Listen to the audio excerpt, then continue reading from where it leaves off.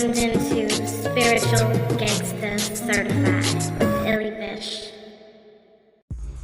Hey everybody, sorry for the wait and apologies for this voice, but woo, I have been hit with the plague.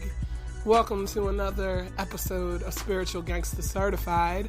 I am your host, Illy Vish, and this week I have a little discussion up here with someone very near and dear to my heart, the beautiful Rosita W Brooks, and we talk about the importance of Xing off even family, friends you've had for years, whatever, if doing so would bring you peace because of their level of toxicity or for a myriad of other reasons. This is a subject that keeps coming up all over. I see it online, see it with people I know. Some people feel like if you're related to people, like you just have to put up with their shit, and no, you don't. So I thought it was important that we have this discussion. So, and also because I'm still recovering from the flu and barely have my voice back.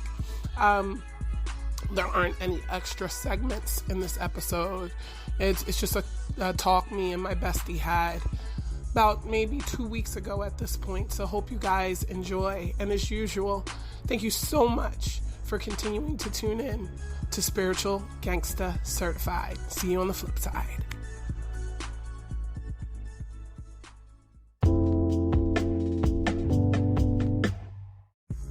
Hey, this is Illy Vish from Spiritual Gangsta Certified, and if you haven't heard about Anchor and the fact that it's the easiest way to record a podcast, let me put you on. First of all, it's free, and we know we can't get any better than free. And it has creation tools that allow you to record and edit your podcast right from your phone or from your computer. And Anchor will distribute your podcast for you, so you don't have to do any extra footwork. They'll send it over to Spotify, Apple Podcasts, and many, many more podcast platforms. You can also make money from your podcast with no minimum listenership, so tell me where you're going to find that. You can't find it anywhere else. So it's everything you need to make a podcast all in one place. You want to make sure that if you want to start a podcast, that you go get the free Anchor app at anchor.fm to get started.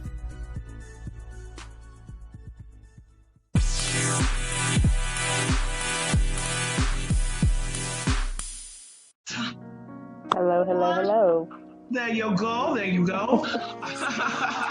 It's been so long since I had her on here, and I'm so happy that she could join us because we are going to specifically talk about how you can deal with, this could be family, this could be friends, this could be co-workers, and keeping your sense of peace in dealing with the difficulties that them motherfuckers bring, all right?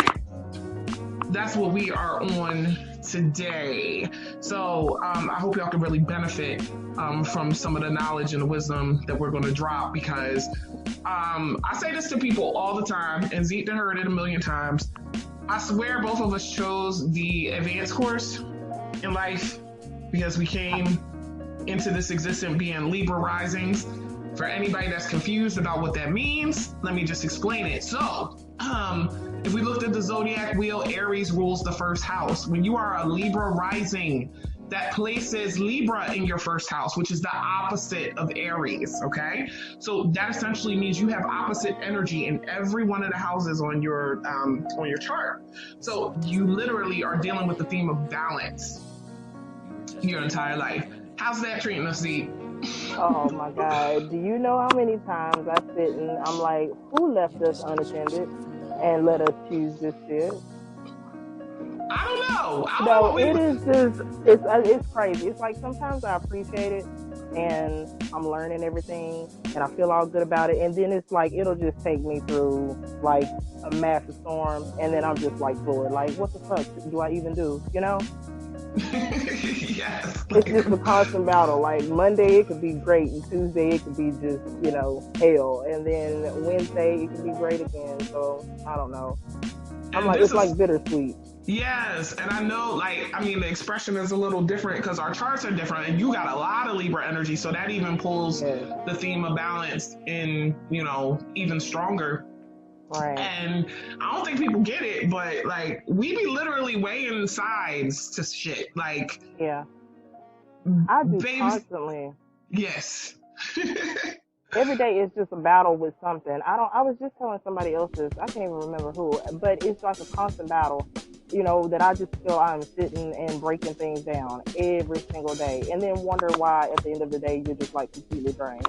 Yes, like, oh, I done gave all my energy to considering this, considering that, Yeah. kind of Like you out balancing here things out. solving crazy puzzles and shit. Of course you're about to die at the end of the day.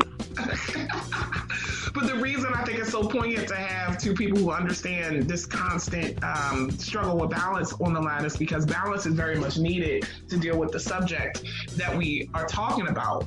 And I am feeling collectively that this is something that's coming up for a lot of people. I've seen it rising for a while. So that's why I thought it was so important that it was something that we touched on the show. Because let me just put this out there to everybody. You're never going to hear me ever say, and I bet you won't hear Rosita say it ever either, that just because you related to somebody, you got to put up with their bullshit. That is absolutely correct. We don't like stand for that at all. No. I mean, Wow. you can't. You just can't. Family, it's great if everybody in your family is getting along and you get along with them and everything. But if you have to set boundaries for your family too, and if they don't respect that, then you just have to, love them from a distance.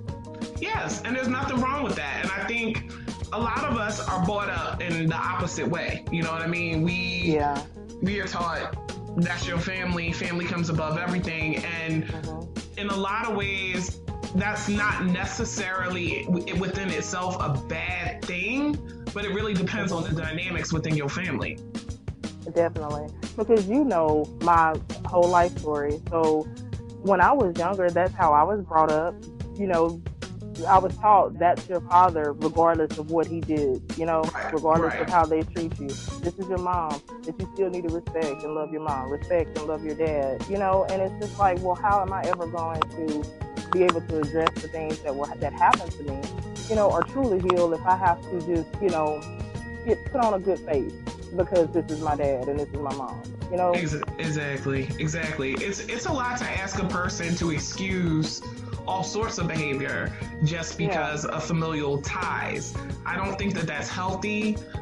It's the source of trauma for people. It really stays with you your whole life. Like, some people never even considered that they had the option to, not deal with people or deal with their stuff because they're related. They just endure. Right. And that endurance is draining. And it's 2020, ladies and gentlemen. We is not going to continue to put up with things that drain us completely of our energy. We have too many things that we would like to do for ourselves and for other people. And we can't do those things if we're being drained of our energy. So definitely. Yeah, the first thing that comes to mind with this is like, so people will ask, okay, well, it's easier said than done. Yeah, I get it. I can tell you, like, you don't have to put up with your mom, your cousin, your uncle, your sister. Yeah. I can say that all day and it sounds like whatever it sounds, but like, how do you actually put that into action? Well, that's what we want to talk about. And I'm gonna get a little personal here because I feel like it helps for people to understand, like, where we coming from or whatever. But I struggled for most of my life up until I was maybe 32. So like, after my Saturn return kicked my ass, I struggled with this notion that like, oh my God, how come I don't have this best friend relationship with my mom? Like, why is that something that seems to elude me? For some background for y'all, like for most of my life, I kind of felt like as long as I was doing something impressive, because, I started school early, had a lot of academic achievements and extracurricular activities. where like I was gaining a lot of praise, I felt like as long as I was doing something impressive with those things, you know, my mom would, she would, you know, gloat about me. Like, you know, I was so impressive, but I never had that connection of feeling like she was my friend. And the weird part about it is my mom is one of the moms that would always say, well, I'm your mom, I'm supposed to be your best friend. That's crazy. Yeah, it's like, yeah, okay, I get that you're saying that, but are you fostering an environment for that to happen? You know what I mean? Things can't be one-sided. Somebody can't just tell you you're supposed to be their best friend and then everything fall into place. What do you get from a best friend? Like, and we can talk about that because my best friend on the line right now. Okay. Exactly. You know, you can't say that you're supposed to be the best friend and then you don't. You know, everything you do is a contradiction to what you're saying. All of the actions, all of your behavior, how you treat me. I mean, like, come on, you can't believe that and then get mistreated. Yeah, because I don't think that my best friend is going to talk down her nose at me 24/7. No. I don't think my best friend or say is going that to little, you know, that little slick stuff that we love so much. That they try to stick in there and like gut you real quick, you know. Make you just Poke feel you real like, quick and then, you know, but I love you. Well, okay. Yeah. I'm not feeling the love, but we're supposed to be best friends, so I guess it's okay. Like, no. Me No. and my mom, we, you know, when I was younger, we were best friends. And then, you know, things happened in our lives. Like I was molested by my dad.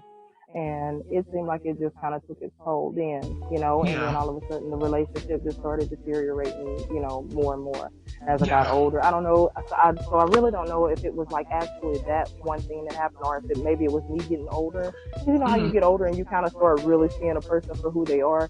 You're a child, so you don't really understand, you know, the adult that's standing in front of you. It's just mom, it's dad, you love them, you know what I mean? But as you start getting older, you start realizing like, ugh, you know, like you just, you know, you kind of seem like you're a pretty shitty person, you know, and I don't really want to be around that, you know? Child, your eyes get opened. We've gotten an opportunity to live and to experience other people, so we get to see the dynamics of relationships outside of our, you know, our given family, and then you start to notice certain things that don't fall in line with some of the other connections you've made in life. You know, like this comfortability. It just makes you, it makes you feel like, okay, well, for, you know, I know just my own experience when I was younger that, okay, maybe we were best friends because I didn't really truly see, you know, that person, really didn't truly see who she was or anything. So maybe it wouldn't have even been that way. You know, I would have never even felt a closeness. Like, you know, we were talking earlier about how I said, like, I'll put my defenses down and I'll forget and I'll get back close and everything. Like, maybe the closeness that I'm having, or well, that I feel like we're having now, and then it disappoints me. I feel like each time I'm getting back what I used to have when I may have not even had that in the first place. You get me? Yes. So you get glimpses essentially at certain time periods, like when you are getting along with them, when you know you're having a good rapport and you're like, oh my goodness, like, you know, there's a part of you, that hopefulness, you know, like kind of pops in, like, oh, maybe I can have what it is that I wanted, and then in the next moment you're showed, wait a minute, you were mistaken. Quickly. As soon as, every time it's never failed. I'll put my, you know, my guard down and then boom. I'm like, you know, you managed to show up and, you know, show me who you are, but you can never show up like to be what I actually need you to be. But like you said, that's just hope, that's expectation. You know, we put that on ourselves. They haven't even really done anything wrong. This is just who they are as a person. It's who they have always been. You just keep having hope that it's going to get better and that the relationship is going to get better because that's what your heart desires. Yes. So that's what you want to have. But it's not going to be that. You can't make a person be better. You certainly can't. And we can have high hopes for people and hoping that they deal with their own shit and you know, by proxy then be able to deal with us. But that doesn't necessarily mean that's how it's going to go. So that brings up a really important point. Like, how do we look at things, especially people who are more spiritually inclined, you know? Because a lot of us may be the only spiritually inclined people in our family. Right. And when you are like the only spiritually inclined person in your family, that can feel like really fucking lonely. Like you feel like a black sheep. Yeah. That's exactly how I've always felt until I met you, and then I was like, what? There's a person in the world that understands everything that I'm saying, and I don't seem crazy. You know, it's like, what? Like, you know, I was starting to think that I was probably speaking a different language or something. You know, like I cannot just be walking around here just misunderstood. Yes, that's exactly how it was for me too, because like having my spiritual awakening, and here's something that I want to like touch on too. A lot of people act like, you know, oh, you have your spiritual awakening, you come more in tune with yourself. It's so beautiful. It's just a great experience. That's only one part of it, because it ain't all great. No, it is not. It is a whole roller coaster ride. There are so many ups and downs, and sometimes I start thinking like, you know, there are more downs than ups. It's just, it's a lot. It's exhausting. But nobody ever tells you of all of the crazy that you're going to go through, and the self-doubt and getting down on yourself. It's just a constant up and down battle. You know, it's always something. You know, you win one day, and one day you feel like you're losing, and then God forbid you go down the rabbit hole. You know, like we did the other day. But it's just one thing after the next. You know, I always feel better, and I'm proud of the person that I've become once I get on the other side of it. You know, but oh my goodness, each time it just feels like it's gonna take you out, and you just ain't gonna recover.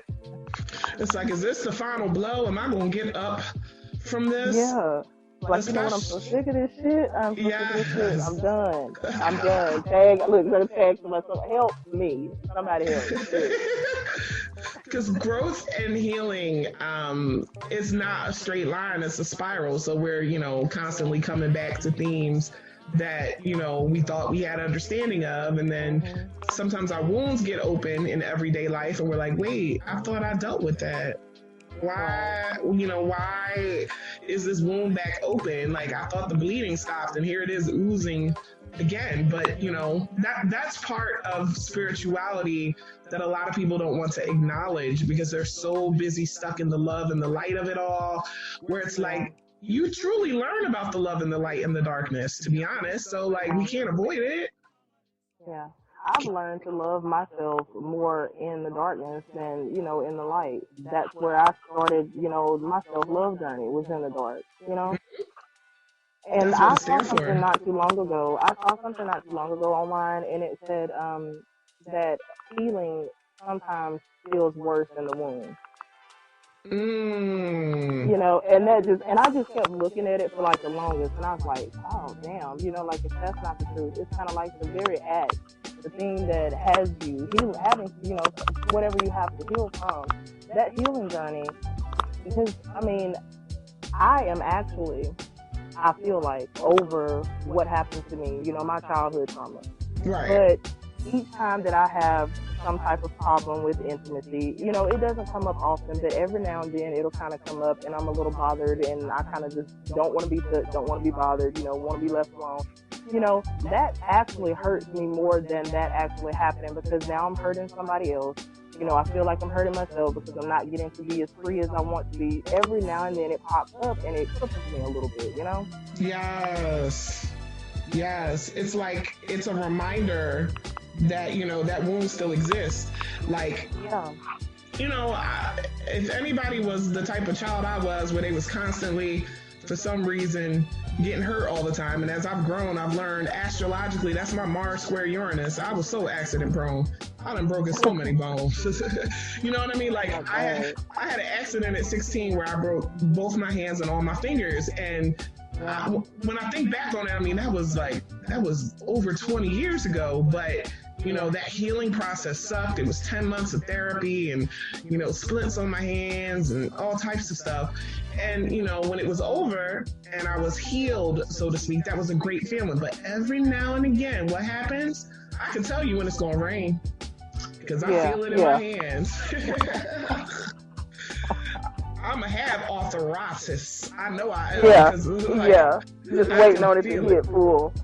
It's just gonna come in like, bitch, you need Bengay 24/7. Okay, don't. Just stick your hand in it. Just put it in a bowl. Stick your hands in it. Just sit there with it, and you gotta sleep like that. You know what I mean? So there's a reminder. There's a reminder at times of that injury, even though that was 20 some years ago, and I don't feel like it's any different with our traumas and stuff. And since the families that we come from usually are the seat of most people's traumas. Not to say that you can't be traumatized in other ways or other experiences with people, but because family is typically the source of that, that's why it's so important to understand that in your healing process, sometimes it'll serve you better not to just force yourself to deal with people because they are your family. That might be impeding your ability to heal. Exactly. And that's exactly how I feel. We just out here just. I'm so glad that I'm at the point now where I can see that, I mean, every now and then, which I think for the rest of my life, probably, as long as my parents are alive, I'm going to, because like I actually still live in the town where my father is. Not too long ago, remember I told you I was just minding my business and walked in the dollar store, and I saw him, and I actually did better than I thought that I was, because it's been a very long time since I've seen him, but I did better than I thought that I was. But who's to say that if I go in the store and I see him tomorrow, that I'm not just going to break down? You know what I mean? Yeah. I didn't know what to expect from myself. You know? So it's just, it's something that you'll have to just constantly deal with. You actually just have to have yourself in check. Be able to talk to yourself, because you're going to see them, you're going to deal with them. Even if you move into you can move to a different state or move anywhere and not have to actually be in the same town as them. But say something happens with your family, a funeral that brings you together, I'm just saying anything could possibly happen where you could have to deal with this person and not want to, Yeah, I definitely understand what you mean. You have to, in some ways, be gentle with yourself because you're not really going to know how encountering people is going to affect you from time to time, depending on what's going on with your life, how you're feeling. Just, sometimes that's a marker for you to recognize, there's still some work to do that you didn't think you had to do. But the showing yourself some gentleness is very, very important. Yeah, just don't get so, just don't get down so hard on yourself and feel like you're not healing or you're failing at something. I mean, it's just a part of life. And the sooner that you realize that it's just a part of life and it's all for your growth, it won't bother you as much. It's still going to kind of sting a little every now and then, but it just won't, you'll have an understanding of it. Yes.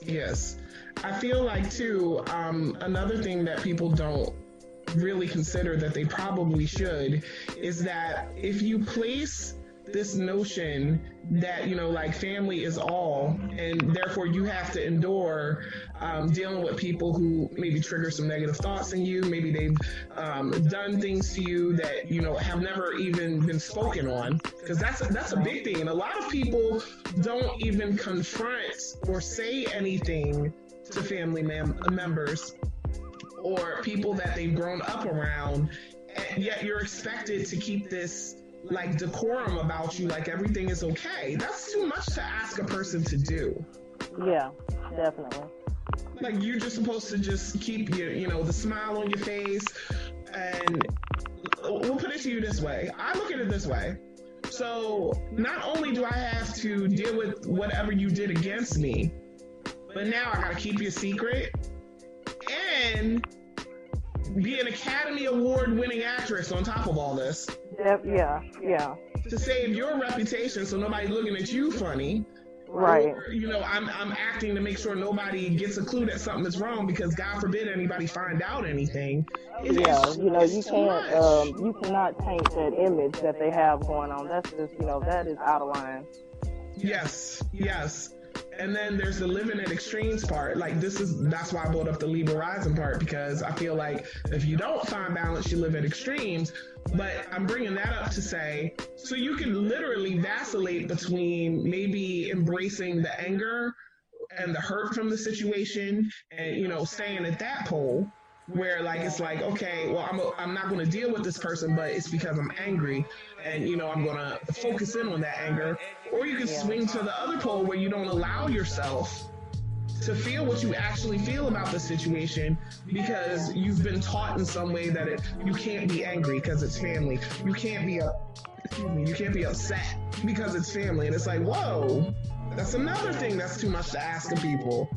Really, because how can you ask someone to just shove their feelings down, just, put your emotions in your pocket and, so that I can be okay? That is so selfish. You can't ask someone to do that just for your comfort. Yeah. I used to be, and now I'm getting even better at it, expressing my full range of emotions. And I tell people exactly how I feel because of whatever it is that they did. I don't have a problem voicing it. And I used to silence my own voice, but now I'll tell you straight up exactly what I feel is going on. Like, look, this is some finicky ass shit right here, just real quick, we're not gonna be sitting here, I'm 39 years old, gonna be 40 in October. I know how to communicate. I am not going to sit here and just let you do me any kind of way and you're not gonna know about it. I know that's right, and I know that's a struggle for a lot of people. I can actually pinpoint when I kind of snapped as a person, because I used to be very, I'm still somewhat introverted, but I used to be very much not self-expressed. You know what I mean? It was to an extreme. I even think about times like when I was a teenager, and I always had this weird thing because I've been tall as hell my whole fucking life. And I didn't feel comfortable in my body. So it was like I was a so-called gentle giant. I swear there was a time in my life you probably could have came up and punched me in the face and I wouldn't do anything. And I remember being in high school and this girl, I don't know what her problem was with me, and I guess I'll never know, and that's fine. But she just made my life a living hell, calling me the jolly black giant, and my goodness, really? Yes, oh my Lord. All this stupid stuff. And I put up with it for a long time, and her locker happened to be next to mine. Okay, so I had to see this girl before school, at lunch, after school. She wasn't even in the same grade as me, and I'll never forget it. I just got sick of her shit one day, and this is when I saw the shift in me happen, when I became a little bit more self-expressed. Because one day in the lunchroom, she screamed something out. My whole little group of friends, we was dancing in the lunchroom because they were having senior day, where they bring the DJ in for the seniors. Now we weren't seniors, but we could still hear the music. Yeah. So damn if we wasn't gonna be enjoying it. She got her whole table to yell at my table to sit down. Okay. Something in me just was like, you know what?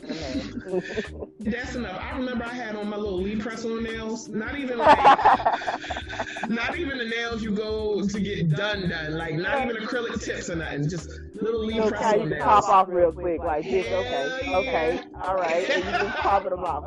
Okay. I see. I walk right over to that table. I am popping these nails off. It's like my intuition knew. Oh God, I'm picturing that. You do not need these things. Matter of fact, they won't get in the way. You better just pop them off. So I walk over there and I calmly ask her, "What did you just say?" Now, because I had never stood up to this person, they were surprised that I was actually at their table talking about, "What did you say?" And she was like, "Huh?" I'm like, "Did I stutter?" Now it's really like, oh shit. This bitch done found some backbone. And then I proceeded to tell her, if you ever speak to me like that again, I'm gonna knock all your teeth down your throat. Right? Now I know this sounds harsh, but you gotta understand, this is 2 years I've been putting up with this girl. Taking, every day, Yes. And she looked like she was confused. I said, "What, you don't believe me?" I dove across that table and started strangling this bitch. Now, just to give people some background, I ain't never get in trouble trouble in school. I was a great student. I didn't get in fights. I didn't cut school. I've never been suspended. Like, none of this. And I remember, like, one of the only black teachers at the school, like, pulling me off this girl. She was so surprised, like, Janae, like, nobody understood why I attacked this girl. Like, what are you doing? Like, what is she telling you? And just being so good, and then just all of a sudden, bam, it's a Tuesday, and you're choking the fuck out of this bitch. Yeah, like, you just decided she ain't need to breathe. Like, why did you do that? I thought they were serving pizza today, and they don't have it. They changed it. Like, she added the menu. Like, why is she so upset? And it was weird, because when I finally explained to them, and this is how I wound up not, like, getting in trouble, because I was like, she's been, like, basically bullying me for 2 years. And they're like, well, why didn't you say anything? I mean, I had told my mom, and my mom was always like, we just ignore people like that. You know, you don't even give them the pleasure of knowing they upset you. And I was like, I snapped. So I'm saying all this to say that one event in my life, because I had let out everything that I was pushing down, it was like it activated within me, like the part of me that's like, I will not stay quiet. You know, I'm not going to keep quiet and suffer. So even though that was with somebody who wasn't a family member, I noticed that activation of my aggression, and for all y'all to hear me say it all the time, I have a 0-degree Mars. You know what's funny? Bestie on the line got a 0-degree Mars too. We just got them in different signs. Hers is in Sag and mine is in Virgo. And it's so funny because our Mars square each other, so if we get in arguments, we gonna go at it, but we don't do that a lot. But the fact of the matter is, like, when we get mad, the 0 degrees of any sign is the Aries degree of let's go. Oh my goodness. So my oldest son, Candace, he had a incident with the bully, and I think that and look, now they're best friends after Candace, whooped his ass. So, but they used to ride the bus together, and he was always just picking on Candace. Like, he'll bump him when he gets on the bus, or he'll push him down. He was little. I can't even remember what grade he was in. But one day, I just kept trying to tell him, like, baby, you got to defend yourself. You got to defend yourself. And he was just so kind and sweet. He never wanted to hurt a fly, He just real sweet boy. And so one day the bus came home, brought them home, and they were just sitting there. No one was getting off the bus. And I was like, what's going on?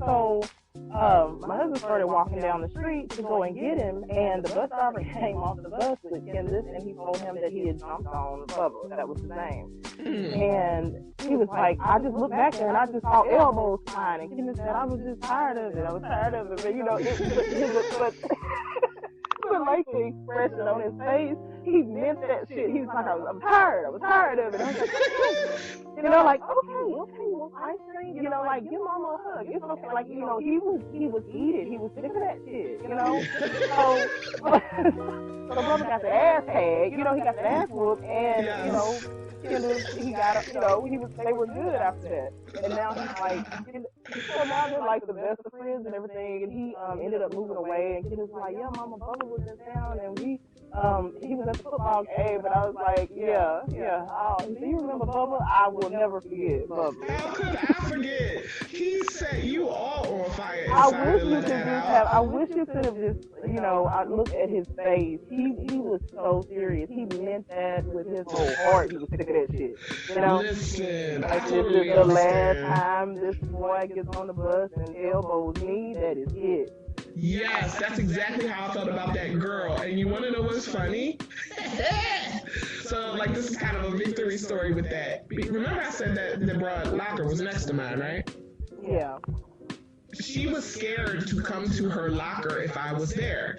And I went to Catholic school, y'all. So you can only go to your locker before school, right before lunch, and right before you were about to leave. Now, if you were going to lunch, you only had a short amount of time to go to your locker, because if you were late for lunch, you would get demerits. That's just how our shit works. So I would take my time. Right. I'll make you wait. So on top, because you're not going to come over here towards your locker until I'm gone, because that's what I started noticing she started doing. So then I had to be an asshole to boot. So see what I mean? She unlocked something in me. I would have never even been that way, but I was provoked. And if that was allowed another part of you to be and it was supposed to come out. That's the only purpose you had in your life right there, was to show you that other person, that fake no shit person. Yes. So I have her to thank for that. And when you think about it, if that's how I was responding to just some girl I went to school with that, you know, after high school was done, I never have to see her again. You know, imagine feeling that way with your family that you see all the time. You know, and not expressing it and not, you know, letting things out. And I feel like it was a blessing to have that activated within me, because then as I got older, I've been able to speak my mind. And some people find it the hardest to stand up to their family. Like, they might be in the street rough and tumble with everybody else, but have a problem with your sister. Because with your family, I don't know if it's just, I've felt guilty, you know, like you didn't want to hurt their feelings, which is the craziest thing. You don't want to hurt their feelings, but look at all that they've done to you. I've struggled with, you know, not wanting to hurt their feelings or trying to figure out how to say it without offending them, when nobody is even thinking about offending me or how they are coming at me with something. So, you know, why not just go ahead and say what's bothering you? Go ahead and say what you're feeling. Go ahead and tell this person what you see, you know, and talk about it. Yes. Yes. Yes. Oh my gosh. I can't even tell you how it felt when I first started, like, taking that stuff that I had suppressed for so long because I don't want to hurt anybody's feelings or didn't want to ruffle any feathers. And here comes the negative part of Libra energy. We don't like conflict per se. Like, you know, we're trying to avoid that at all costs. Like, we want to be peacekeepers, you know? And it's stirring your soul deep down inside if someone is pissing you off, but you want to keep the peace. One side is going to win out. That's what always happens ultimately. You know, you ain't going to be able to suppress that stuff forever. Like, if I pour water into a cup, there's only so much water I can pour into it before that shit overflow. Yeah, exactly. Because that's exactly what happens. You'll sit there and then, you know what, it'll make happen. The smallest thing can happen. Some little tiny, petty thing that would have normally meant absolutely nothing to you. But that one little tiny thing, you know, like you use my favorite pen, and now you're ready to just snap it in my hair and swing around like a young helicopter, fuck the whole house up. You know, like you lost your shit, you know, like I heard all this shit, you know, yes! Yeah, they have the nerve to sit there and be like, dang, it's just a kid. No, last Tuesday, you know, and then like 2 weeks ago, like I've just been stacking all this shit on top. Now this is out of line, you know, put the damn fingerprints on my pen and that's it. Everybody can get it. You just lost your shit, you know? Yes. It never feels like that. Or you go in the refrigerator and you know, who drank the last whatever, or who ate my such and such, that's it. You just ready to fuck shit up, you know? You done snapped. And people don't really, they're like, it's so small. It's like, so? I mean, think about it like in the terms of the water I was just talking about. You can have a full glass full of water and it take one drop to make that joint overflow. Yeah. There's a breaking point for everything. So we have to avoid, I think, suppression, first of all, which is difficult to deal with. Because I would rather address things before I exploded than to flip out. But I do have to point out that sometimes some people need that to happen, that eruption. Yeah. Because that eruption, it comes from way down deep and shows whoever you are erupting on that obviously there's been something going on for a long time. And even though you weren't addressing it, it's still serious. Yeah. It's still serious. But when, you know, the first time that actually happened to me, where I was just stuffing everything down and then I finally exploded, and, you know, up until this point in my life, now I shouldn't. You know, every now and then, I try to catch myself, and if I realize that I'm holding on to something, I try to go ahead and say something, try to go ahead and release it. But every now and then, I slip, and I just start packing it on top of each other, you know. But I should know by now that it's something that I need to say right then. I need to go ahead and address it right then so it doesn't get to that point. Yes. I never wanted to get to a point where I am so overheated that I just, that I don't have full control of it, because I am afraid of my own temper and what and what it could possibly get to. I've felt like I may not always express it or show it on the outside, but I know what it feels like on the inside. And I don't think that I ever want that to be unleashed onto a person. Lord, unleash the beast upon them. So it's just kind of like I as knowing myself and being as self-aware as I am, I really need to just never suppress anything. I need to address it right then because I know what's lying in the bin. You know what I mean? I know what's going to come out. You don't want that beast locked up for so long. She's crazy. She is ready to just gnaw on your damn ass. She is not. She needs to just stay in hibernation forever.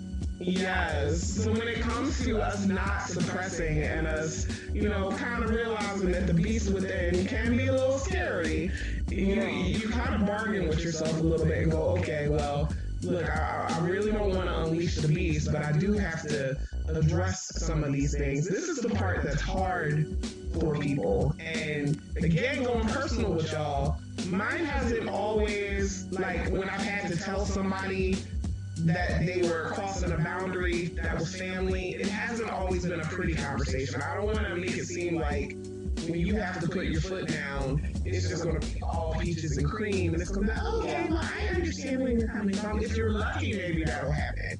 In my experience, it has never happened to me. Not at all. But you can't be scared of that conflict that may arise from you, establishing a boundary. Just like you were telling me earlier, when I was, going through all of, we were talking about moms and relationships and stuff like that. You said that you're basically letting them know that you see them. Like, I see you on all of your bullshit. I see you.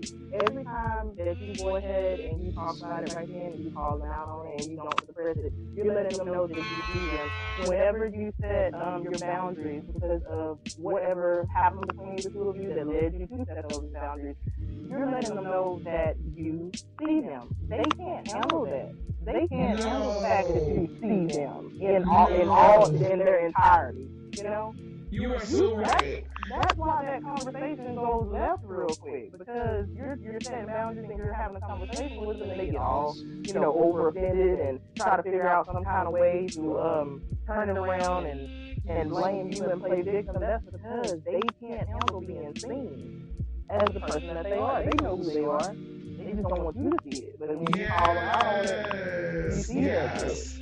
We definitely was hitting on that hard earlier, and basically the realization that kind of came to play was that if you let somebody know, hey, I don't appreciate this, or I see this, or this is a boundary that I'm drawing because you are a habitual line stepper, and I'm sorry, I can't stand me a habitual line stepper. That really just doesn't mind tap dancing all over your nerves. Yeah. And they'll realize that because you ain't prone to say something, they think that shit is sweet. So they feel like tap dancing all over your nerves is something they can do. Once you let them know that, look, I see what you're doing. And I take responsibility for allowing you to do it since it took me so long to say something to you. First of all, they can't handle that. Nobody's ever expecting you to be like, it's my fault for allowing it. Right. Yeah. Which is the exact same conversation that I had just the other day with my mom. I said I ended up getting really upset with her, over something we ended up getting into. And then I just calmed down and I came back and I told her, you know what, I apologize. I'm sorry. It was my fault. You didn't do anything wrong. But show up just as you are. You are showing me exactly who you are, who you have always been. Mm-hmm. My bad. My bad for letting my guard down for a second and thinking that, having hope that we were getting closer or that it was going to be back to how it used to be at whatever point that was I'm trying to get to, Mm-hmm. But I just told her like I just should not have been that upset with her because she hasn't done anything wrong. She's just showing up as the person that she is. So she's just being her. Yeah. I was sitting there and I was just like, what the fuck am I thinking? Like, why am I so heated? What am I thinking? That brings up a good point too. When people show you who you are, believe them. And oftentimes we may know or think we know, but when you get that little bit of hope in you where you're just like, oh no, here comes the change, they're gonna be so different, but you already know who that person is, then you go, well, why am I letting them upset me in this way? Because that's just who they are. If they change or grow, that's really on their terms. You have no control over it. It's not something that you can dictate. It's not something that you can force. So the realization that, oh my God, this person is who they are. Yeah. Taking your power back in a way with that realization, because you're going, I'm not going to give you the power to keep upsetting me because I understand where you're at. You showed me where you're at. You showed me who you are.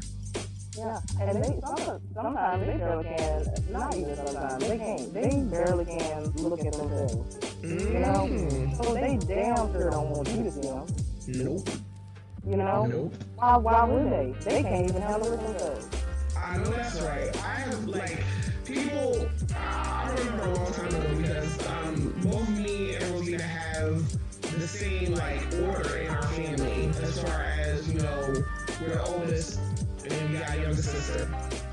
And I remember way before, being even any type of spiritually inclined, a conversation I would have with a lot of my friends would be how I didn't understand why my sister got treated differently than I. More favorably, babied, catered to, all of that. I always felt like the lone man out. But the thing was, I was having this conversation oftentimes with people that could not relate. They had their mother as their best friend.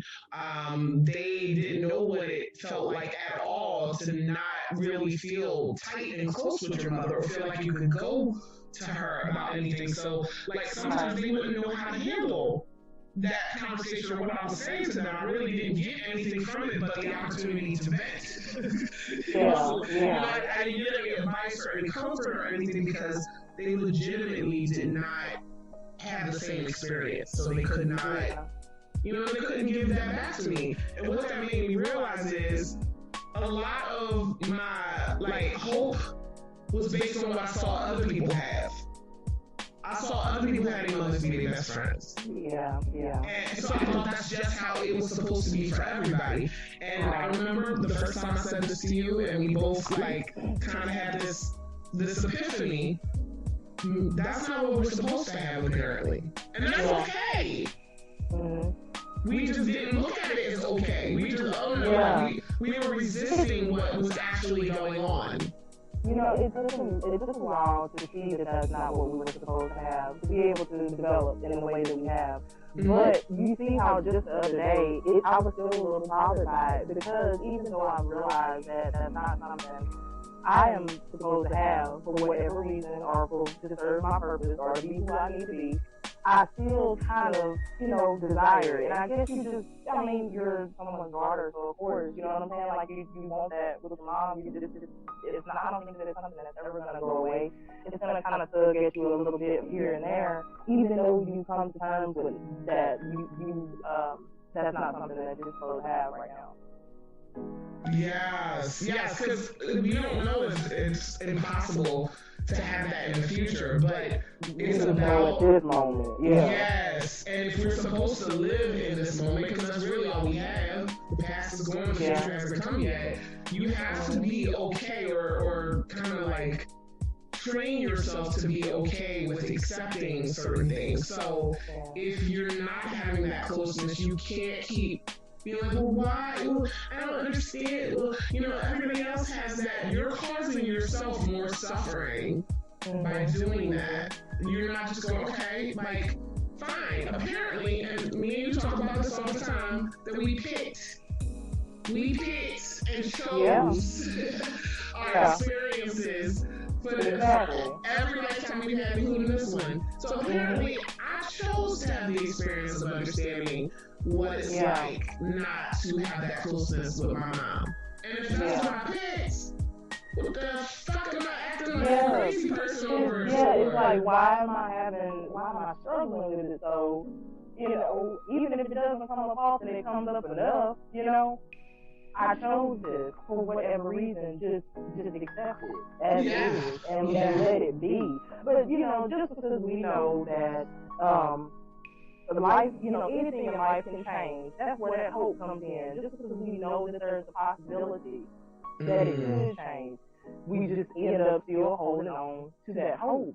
It might change, it might not, but we need to just carry on in life and just do our thing. You know what I mean? Let them don't just be dazzled by like a little 5-minute change.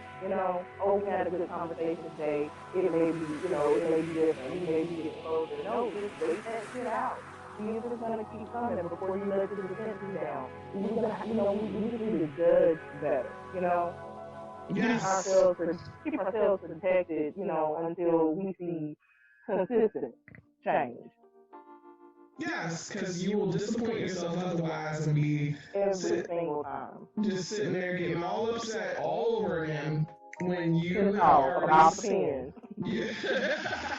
You want to get that pen back. They swipe that John. Yeah, knock the table over. Where's my damn pen at? Somebody know how the other damn pen today. And it's like you can prevent that. And a lot of us, see, I feel like some people think when I say that you have to take responsibility in situations like that, they turn around and be like, you're victim blaming. Because if someone does something terrible to you, why should you have to take it because you have to? I'm sorry, people don't like hearing this. I'm not saying you're responsible for the fact that you got treated the way that you did, that you got abused. In no way would I ever say that. But your healing is 100% your fucking responsibility. Yep, every single bit of it is not on anyone else. You have to do the work, you have to walk it. It is all yours. Yep.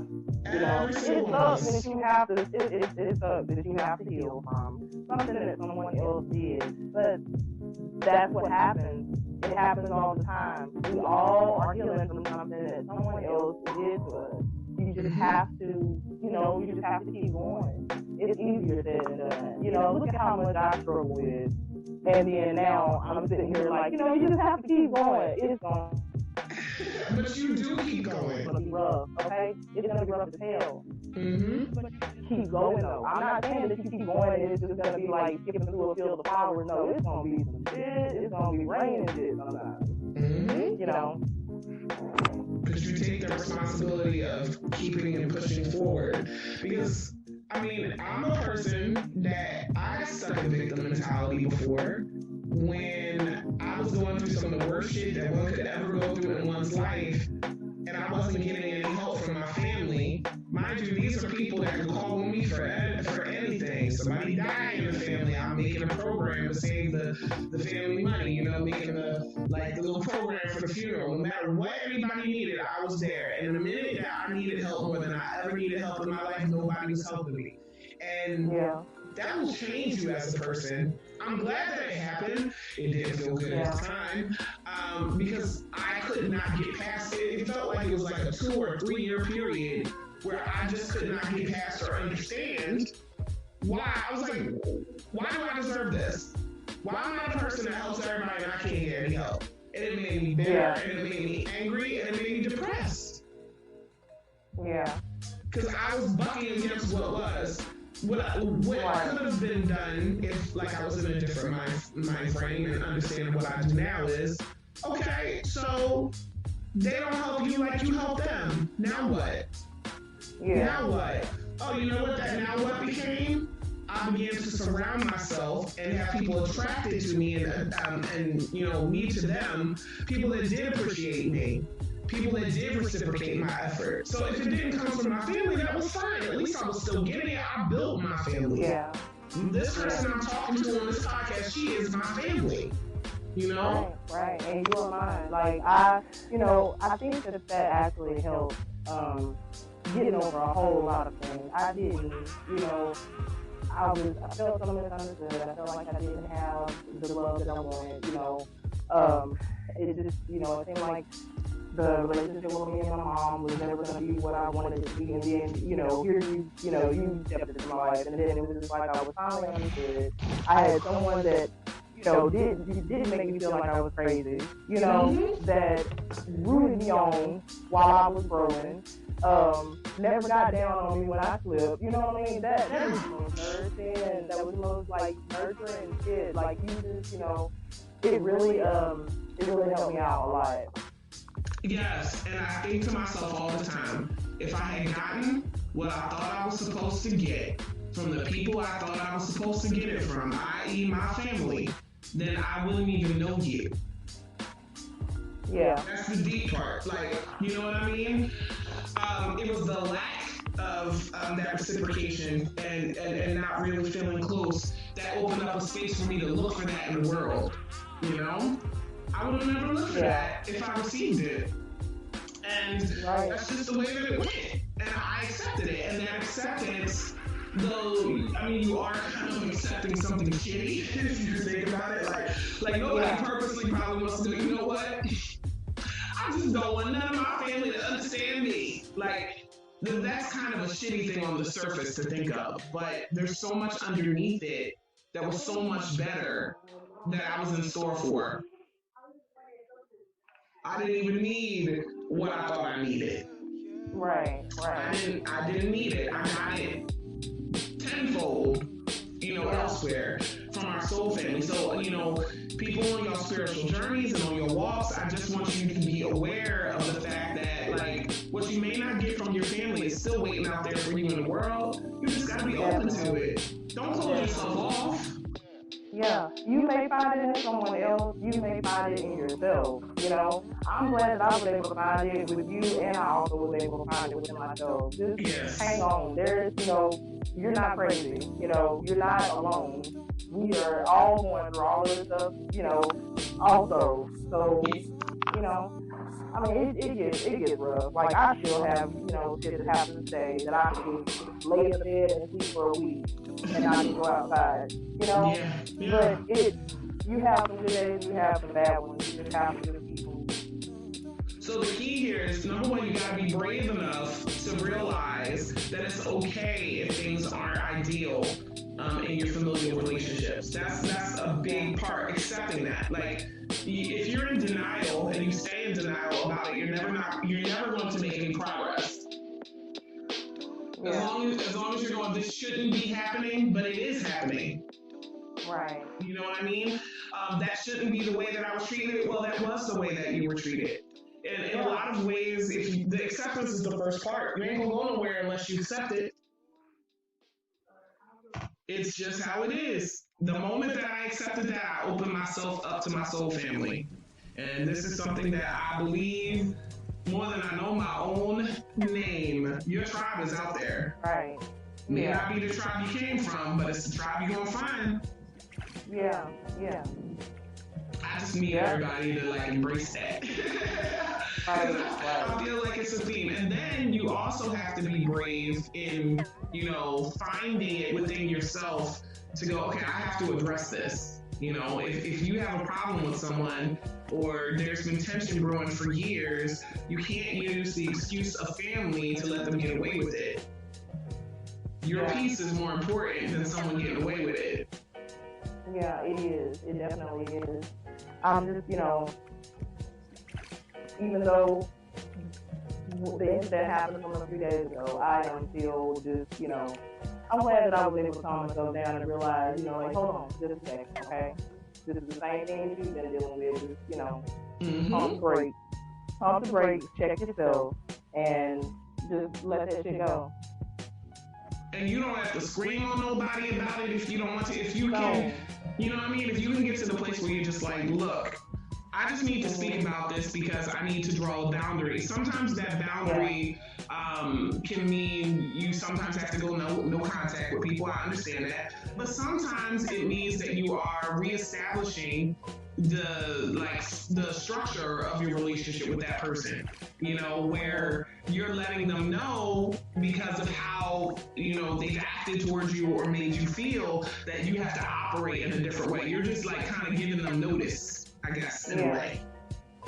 Now, granted, I feel this is a lot different if we talking about like narcissists and stuff. Like that's a whole other. Yeah. Oh God. Ugh. Look, I was like, oh yeah. You ain't bargaining with them. You're not going to be able to say anything to someone that is a manipulative narcissist. That like, oh, you've overstepped my boundary. Don't. There's no point with those types. No. That's when you just got to be like, nah, I'm done. But with those type of people, you can't even tell them that it's a boundary. Just don't say anything. Just cut it. Just cut the ties. Just cut ties. Walk away. Act like it never happened. Just just like I don't even know who you are. That's how you have to treat that situation. That's when you just have to sever it, because believe me, you'll be putting yourself through way more if you try to explain to them while they were wrong. But in a general sense, you can set your boundaries with people. It's even okay to let them kind of have their say. You just have to keep in mind they are who they are. Yeah. You can't change who they are. You won't change who they are. The only people that can change who they are is them. Yeah. There's so much peace to be found. If you get stuck in that trap with them, it slows you down. It slows your growth down. You have to just let them do their little thing over there. No matter what you say, no one is gonna understand you but a person that wants to understand you, that you can understand. Yes. You're not gonna be able to get them to understand your boundaries. You're not gonna be able to get them to understand the way that they hurt you and how you feel if they don't want to hear that. It's just like you're gonna be talking to yourself. It seems like it's having an effect, but it's not. Yes. It's only having an impact on you. You just don't see it yet, because they're just going to listen to you and say, okay, and agree, and then they're going to turn around and do the exact same thing. Yes, or you're going to get the famous objection, and I know we have both experienced it. I was talking to someone else who's experienced it too, where you'll tell a person what they've done and how it made you feel, and they go, well, that's your perception. Yes, because I was like, oh my goodness, look, that sent me right up there to that damn pen again, Because this is the thing, like I had someone tell me that same thing, I told them what I was saying, what I felt, and they were like, well, that's just how you choose to be, and that's your perception. I am, and and mostly everybody that deals with me knows that what it takes for me to come to a conclusion or to, before I even voice what I actually see, I have come from every perspective that I possibly can. I've come from their perspective, mine, and it's because I'm so busy trying to learn more about myself while I'm learning about whatever incident or whatever situation is in front of me. I know that I sit and I analyze and I think and I connect all the dots before. Now, when I tell you that I see something in you, and it's 100% absolutely correct, because you don't know the thought process and the intuition that I've channeled and the, all of that has come, that has been a part of me, like coming to that conclusion about you. Yes. You'll never be able to tell me, well, that's just how you choose to see it. I didn't know. It is the truth. I have considered I've considered your side and everybody else's. It's not me just like overreacting. I've sat with this. No. Yeah.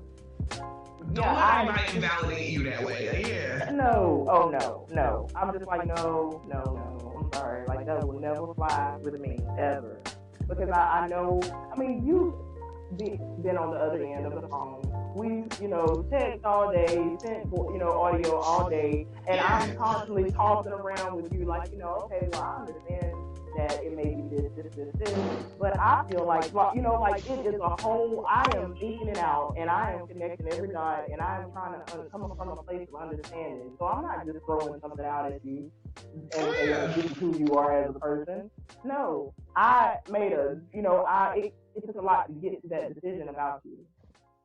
And when you are very self-aware, and not only that, aware and keenly attuned, especially intuitively, to the motivations and actions of other people, they can try to tell you all day, like, you're only seeing it from your side. No, I felt you.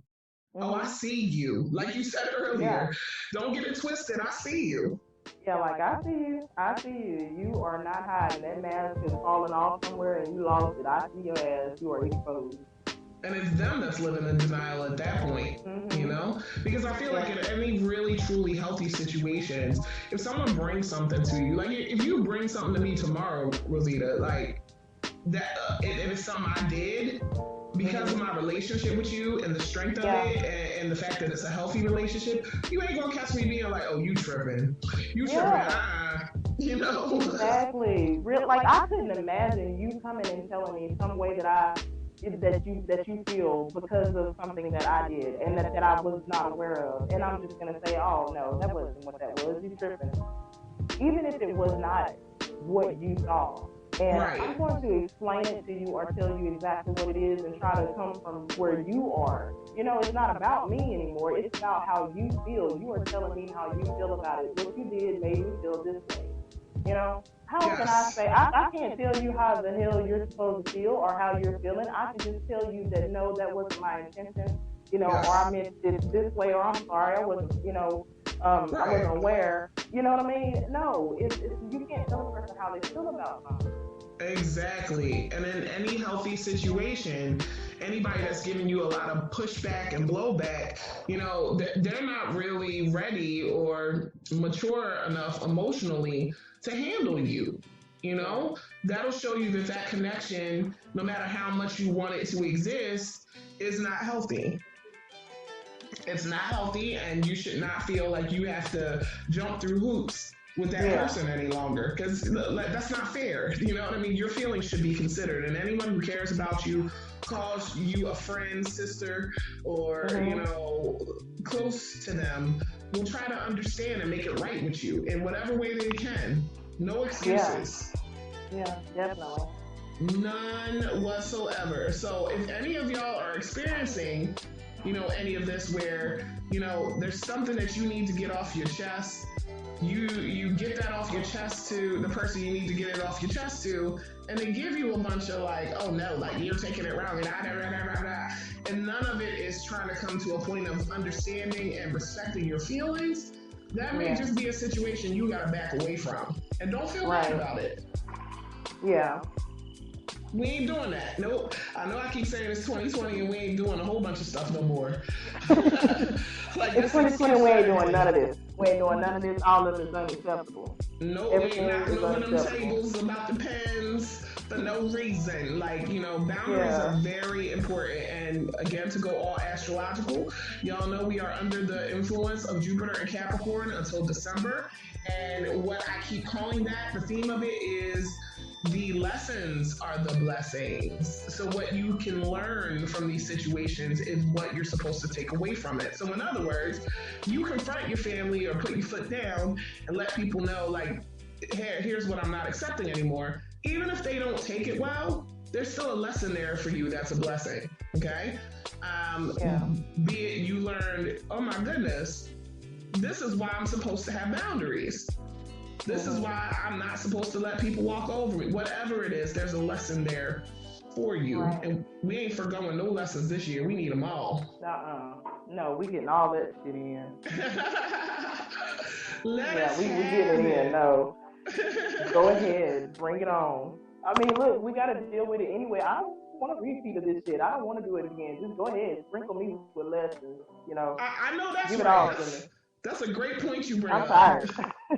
My soul wants a little bit of a break. Like, I don't want to have to repeat this because I was like all willy-nilly, like having lessons pop up, and I was like, no, that's not what that means. No, I don't want to do that. No, that's stupid. La la la. No, I want to do all of it. Give it all to me. I won't complain about it anymore. Yep, because the universe will damn sure bring it back around, but be it this lifetime or the next. Oh yeah. Nobody wants to play this game again. No. And I hope none of y'all do either, because, ooh, my soul tired. I hope y'all don't. It's not worth it, y'all. We're gonna knock these battles out right quick. And the fact about it is, I think just people hearing, you know, that other people experience this may be empowering to them. So they know that's like not just them. I know for a while I thought it was just me because the people around me didn't have these like distorted relationships with their family. I'm sitting there trying to explain it to people who couldn't understand, feeling all alone. Y'all not alone. Yeah, you're not. We understand, we feel you, and we're here for it. And this woman on this line is a wonderful, wonderful counselor. Could you please let them know some of your specialties? Some of the things you do? Well, right now I am a crisis counselor for the volunteer text line. I'm counseling teenagers that text into the line, going through whatever crisis they may be going through. If they just want to talk, vent, and things like that. I pressed pause on getting my psychology degree to take up IT management, but I'm gonna get back to it, and I really want to counsel young women that have experienced childhood trauma, sexual assault, and things like that. Just let them know that they can find healing before they even get out into the world. I just don't want to see another young woman being in her 30s before she can deal with, what happened to her as a child. You know what I mean? Yes, I definitely get that. I just kind of want to, that's exactly what I want to do. And I also I have so many ideas, it's ridiculous. I'm always hitting you with like a new idea. Oh, we need to do this. Like, I'm telling you, the next half of my life is just about to be crazy. It's about to be the best half. It is, because I want to get into neuropsychology, but at the same time, I'm trying to finish my IT degree and everything. So, I don't know what the universe is molding me for, but I just know it's going to be lit as shit, okay? Yes, and she's like a wonderful ear just to have, and considers all sides. And I feel so bad because yesterday, and anybody that is on the Spiritual Gangster Certified Facebook page probably saw this post when when I put up there, apparently, and this was new to both me and Rosita, I had never heard of this before in my whole life. So you gotta excuse both of us if we still in a little bit of shock, that there are people that do not have inner monologues, that don't hear this little voice, when they're considering different things. And we was like, what? It completely just, I had stuff to do that day. Look, I'm blaming you. Like I had schoolwork and everything, and then I'm still doing some additional training for the crisis line, and then you hit me with that rabbit hole, like all upside my head, and I'm like, damn, man, oh God, I'm gonna be obsessed with this shit to until next month sometime, and now I just can't stop looking it up. I had no idea.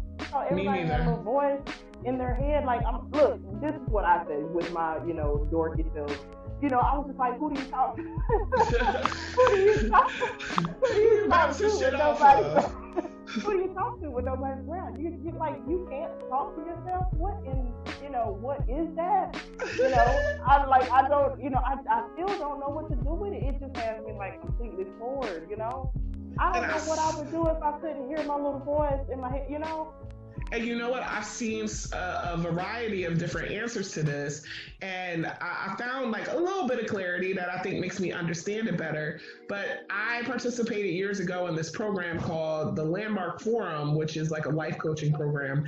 And when you take part in this program, it's 500 other people in the room with you.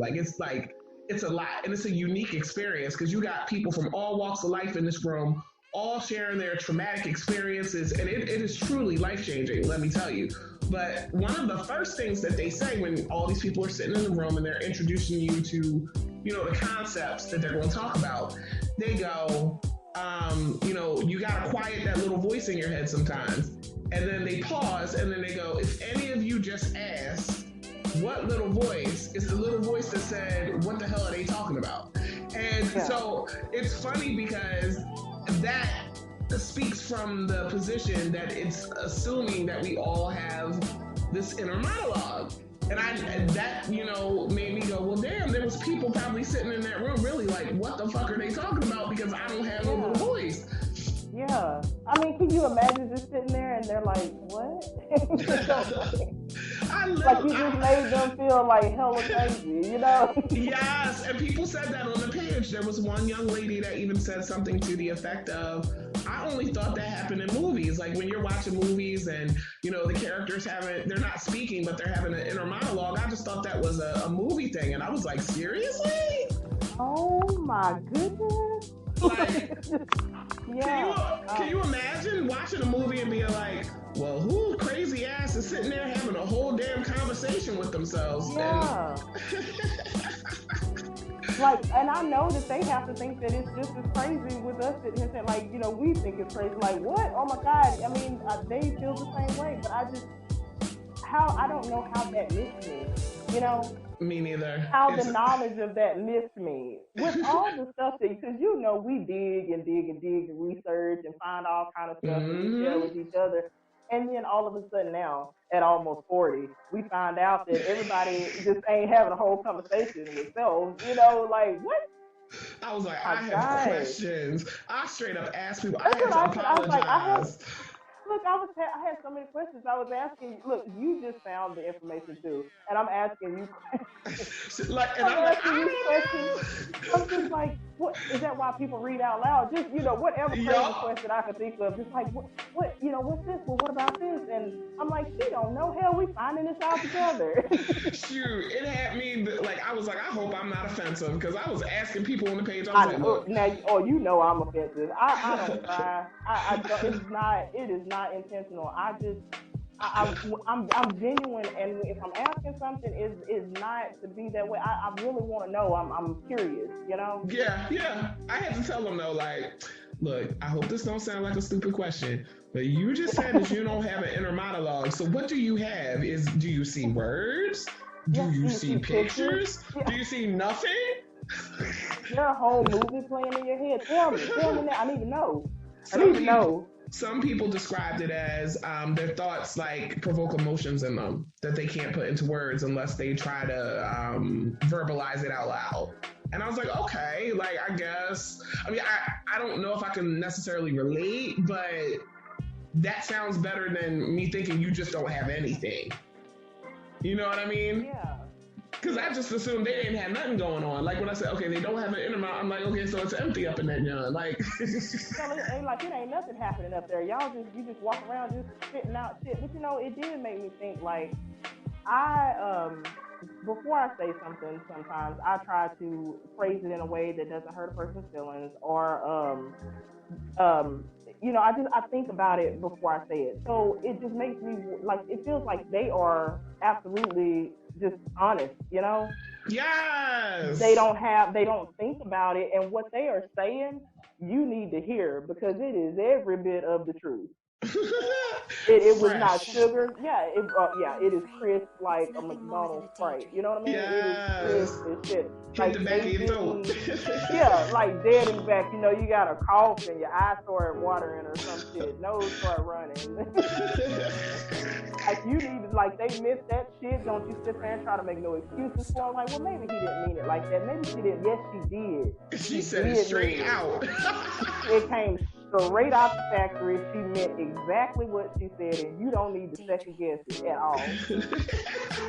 and I appreciated we sugarcoat, it. Like, we sugarcoat things for people. To some extent, yes. Not to be fake, just to, you just learn how some people take things, so you try to communicate with them from where they come from, so you don't just say it harshly, Yeah, I gotta say it to myself, consider what I know about the person and how they would take it, and then I could feel free to open up my mouth. And you know, that's just something that we've done all the time. So I guess I didn't consider, you know, other people didn't. And I really thank the people that shared their experiences so readily on the page. Thank y'all, because I even had, what did somebody else say? They said something to the effect of, one person said it's a struggle not to have that little voice. I'm not saying that it's a struggle for everybody, but this is something that they express, that it's a struggle not to have it because they have a hard time expressing what it is that they're thinking or feeling because they don't even have it together yet. And I was like, well, thank you for your honesty. Like,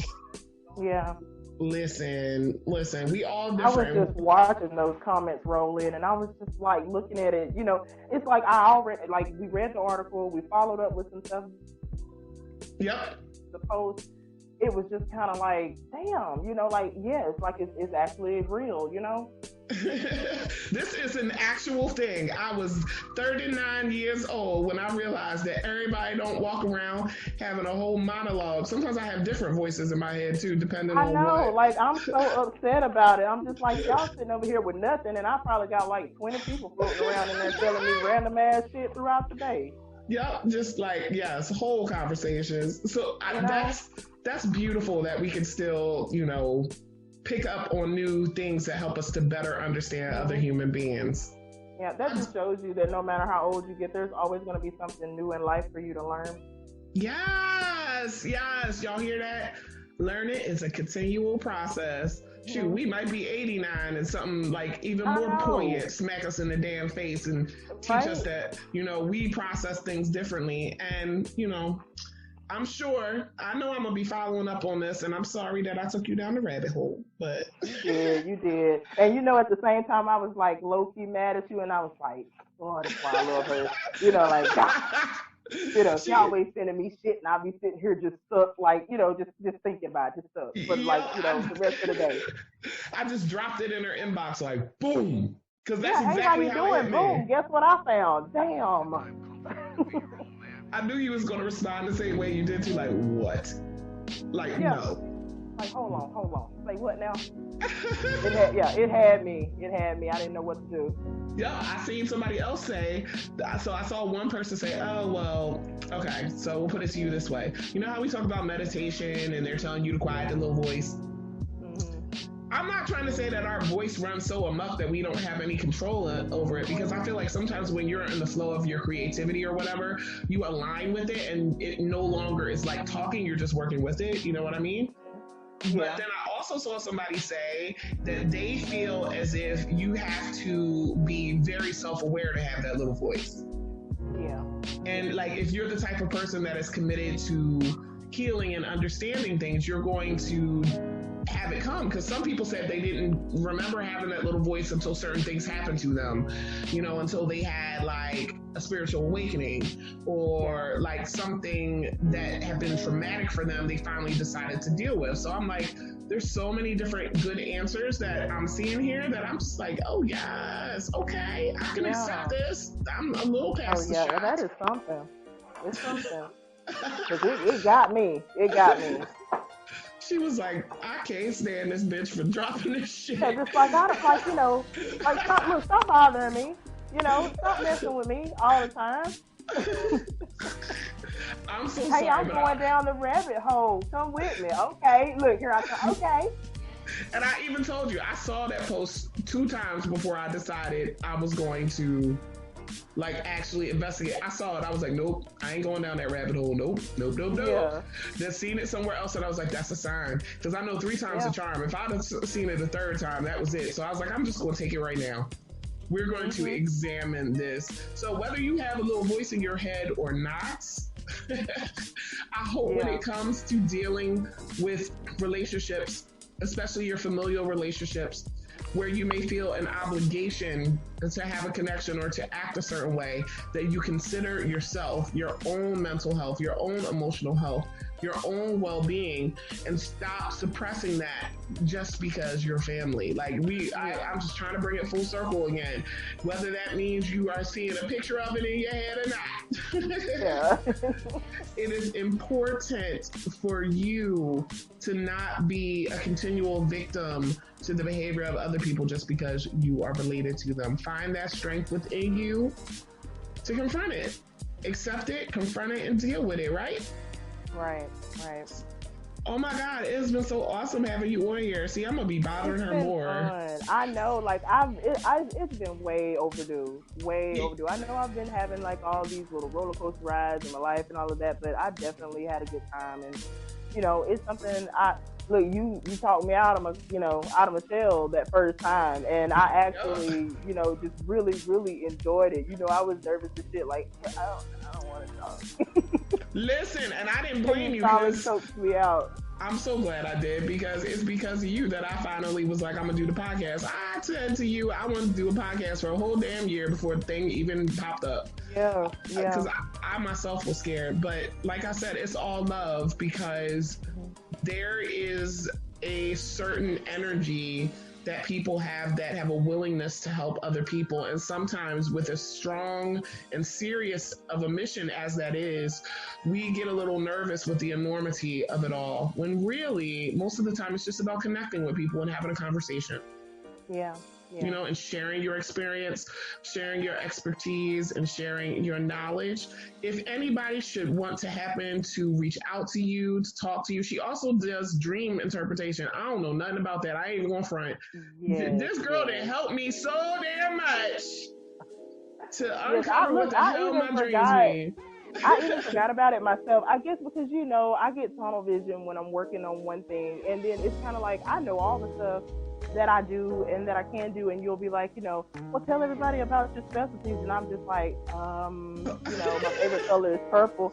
You know, has absolutely nothing to do with what the hell you know what I mean? You just forget like everything that you do, you know. I'm like, but I mean, I'm getting ready to rebrand everything now anyway, so you know. But next podcast, you know, I'll probably be able to tell everybody exactly where to go for certain things. Yay, yay. Yeah. In the meantime, y'all too, I just wanted to let everybody know, I don't know if I mentioned this on the last episode, like I'm starting monthly counseling sessions with astrology. I will post a link to those services in the description of this episode. I'm so excited to be able to do this. Mind you, space is limited for a lot of these different services because they're personalized. This is not like general, like, oh, let me just tell you about your sun sign. Oh, let me just tell you about your... No, I'm going to base it on your particular chart and what you going through. So I will post that link in the description. Again, I thank my beautiful best friend for coming on the show again and chopping it up with me. Yes, anytime. She just bring out all the seriousness and all the silliness simultaneously in me. Like so easily. So easily. Every day. I just get to be myself, and I'm so grateful for you, Bessie. So thank you for coming on. No problem. Anytime. Awesome sauce. And I want to thank everybody out there for listening again to another episode of Spiritual Gangster Certified. This is Illy Vish and Rosita W Brooks, and we will see you on the flip side. Peace.